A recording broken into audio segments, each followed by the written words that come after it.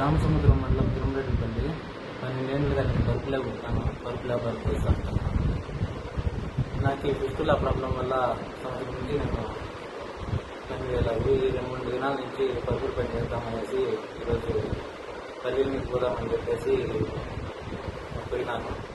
అక్కడ బస్టాండ్ పక్కలో toilet urgent వస్తే కూర్చుందామనేసి కూర్చొని కడుక్కోలేదాన్ని నీళ్ళు లేదానికి పక్కన వేరే బోర్ దగ్గర తొట్టి దగ్గర కడుక్కొని వచ్చి నా వెహికల్ దగ్గర నేనంటే ఎవరో విలేజ్ దగ్గర వచ్చేసి అక్కడ వాళ్ళ ఇంట్లో వాళ్ళ బోర్ దగ్గర నిన్న రాత్రి ఎవరో కేబుల్ దొంగలించుకొని పోయినారు, నువ్వే దొంగలించినావు అని చెప్పేసి నన్ను వచ్చి అడిగారు. నాకు తెలియదునా, నేను 10 ఏళ్ళ నుంచి నాకు పబ్బులు కుట్టేవాళ్ళు, నాకు రామసముద్రం పక్కలో తిండేటండి, నన్ను అడగండి, నాకు దానికి సంబంధమే లేదు అని చెప్పినాను. అయినా కూడా వినకుండా వాళ్ళు సాయంత్రం 5 గంటల నుంచి రాత్రి 9 గంటల వరకు పోల్కి కట్టేసి చాలా హింస పెట్టినారు సార్. నాకు అట్లా పని చేయలేదు, నాకు రాదు సార్, దొంగను రాదు సార్.